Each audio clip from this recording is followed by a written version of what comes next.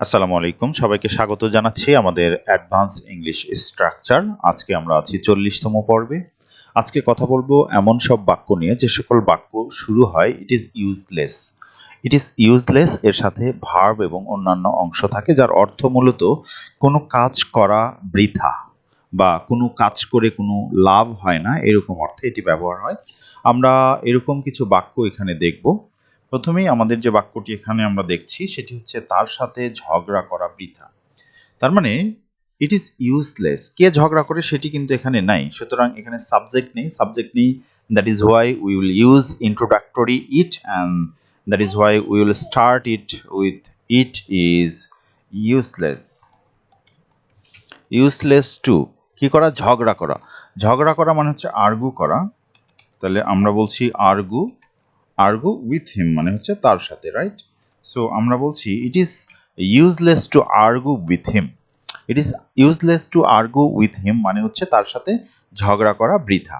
তার সাথে ঝগড়া করা বৃথা, তার সাথে কথা বলা বৃথা। আমরা যদি সেটা বলতে চাই তাহলে বলবো ইট is useless to talk to him. It is useless to talk to him. আমরা যদি বলতে চাই যে তার সাথে দেখা করা বৃথা, তাহলে আমরা বলবো ইট ইজ ইউজলেস টু দেখা করা, meet him, right? It is useless to meet him. It is useless to meet him. আমাদের পরের যে বাক্য সেখানে আমরা দেখতে পাচ্ছি ছিটিয়ে যাওয়া দুধ নিয়ে কাদা বৃথা, মানে দুধ পড়ে গেছে, তারপরে সেটা নিয়ে যদি কেউ কান্নাকাটি করে তাহলে কোনো লাভ হবে না, কারণ দুধ পুনর্বার পাত্রে একত্রিত করা সম্ভব নয়। এই জন্য আমরা বলবো ইট is useless to carry Cry, ঠিক আছে, কান্না করা বৃথা। তাহলে আমরা বলবো ইট ইজ ইউজলেস টু ক্রাই। কেন কান্না করা বৃথা? বলছে ওভার স্প্লিটেড মিল্ক।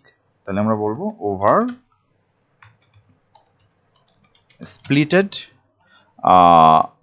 সরি আমরা স্প্লিটেড না, এটা হচ্ছে স্পিল্ড। স্পিল্ড মানে হচ্ছে ছিটিয়ে যাওয়া, স্পিল্ড মিল্ক, রাইট? তাহলে ছড়ানো বা পড়ে যাওয়া দুধ নিয়ে কান্না করা বৃথা, কারণ এটার কোনোভাবেই পাত্রস্থ করা সম্ভব নয়। আমাদের পরের বাক্য আমরা দেখছি অতীত নিয়ে চিন্তা করা বৃথা।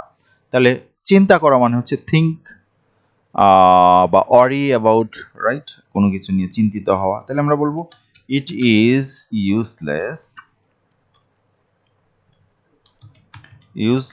টু অরি অ্যাবাউট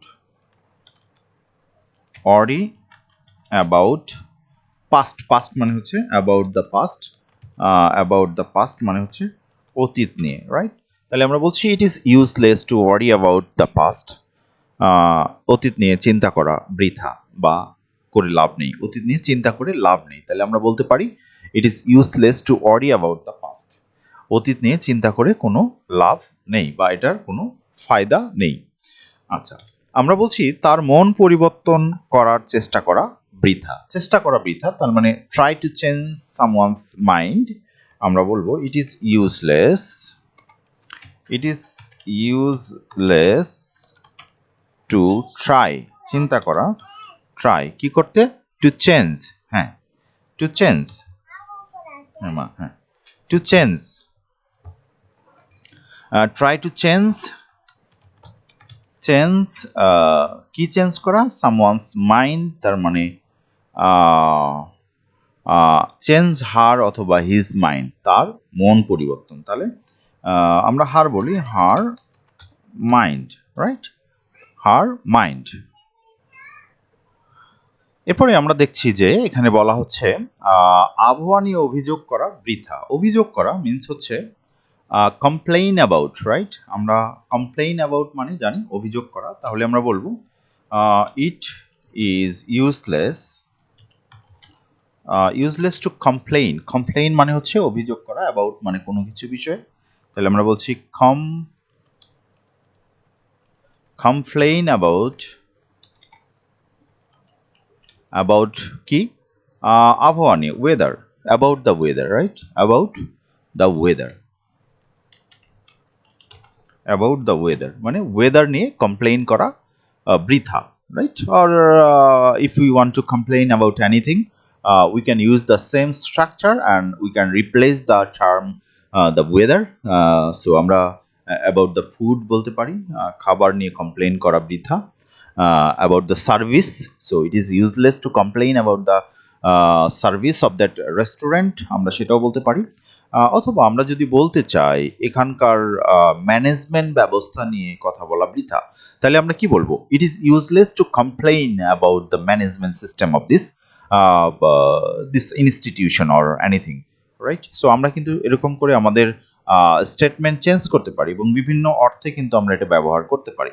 সো আমাদের পরের যে বাক্য, তার সাথে ঝগড়া করা বৃথা, আমরা কিন্তু এটা আগেই করেছি। আমাদের এই সেন্টেন্সটি ডাবল হয়েছে, আমি তার জন্য দুঃখিত, এটা আমরা মুছে দিচ্ছি। এরপরে আমরা দেখছি যে মূর্খের সাথে ঝগড়া করা বৃথা, ঠিক আছে?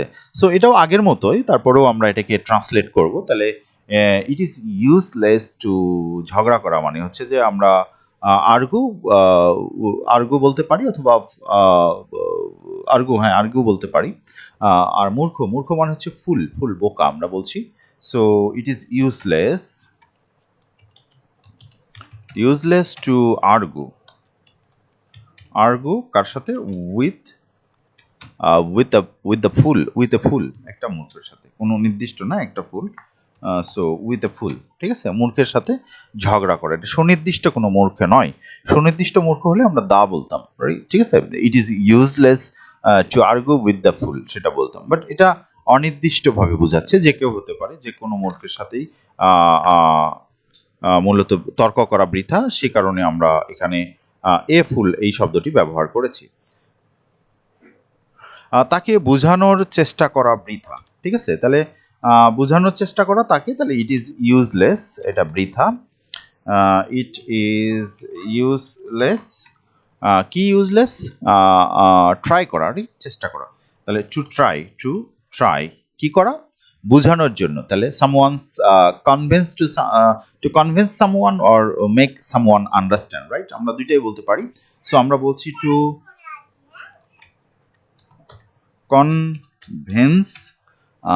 কনভিন্স তাকে, যেহেতু আমরা হিম বা হার বলতে পারি, হিম বা হার আমরা যাই বলি না কেন, অথবা আমি কোনো নামও বলতে পারি, যে রহিমকে বোঝানোর চেষ্টা করা বৃথা। It is useless to try to convince Rahim, okay? আমরা এরকম কিন্তু বলতে পারি। সো আমাদের পরের যে বাক্য, সেটি আমরা দেখছি অতীতের জন্য অনুশোচনা করা বৃথা। অনুশোচনা এর ইংরেজি হচ্ছে রিগ্রেট মানে পরিতাপ করা বা অনুশোচনা করা। তাহলে আমরা বলবো ইট ইজ ইউজলেস টু রিগ্রেট, ঠিক আছে? রিগ্রেট কি বিষয়? রিগ্রেট দ্য পাস্ট,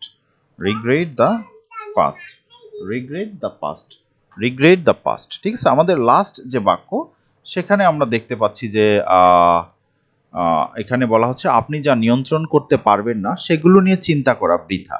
তাহলে সেগুলো নিয়ে চিন্তা করা বৃথা মানে হচ্ছে it is useless to worry about. So আপনি যা নিয়ন্ত্রণ করতে পারেন না, তাহলে আমরা বলবো things that you can't control, right? Anything that you can't control. So সে ব্যাপারে চিন্তা করা বৃথা। So it is useless to think, right? To think, চিন্তা করা কি ব্যাপারে? Useless to worry about, think বা চিন্তা করা আমরা অরি বলতে পারি, দুশ্চিন্তা করা অর্থে আমরা অরি কিন্তু ব্যবহার করি। পজিটিভ ক্ষেত্রে আমরা থিঙ্ক ব্যবহার করি। So it is useless to worry, দুশ্চিন্তা করা, অ্যাবাউট দ্য থিঙ্ক, আমরা অ্যাবাউট থিংস আমরা বলবো, about things that you can't control, অথবা ইউ কান্ট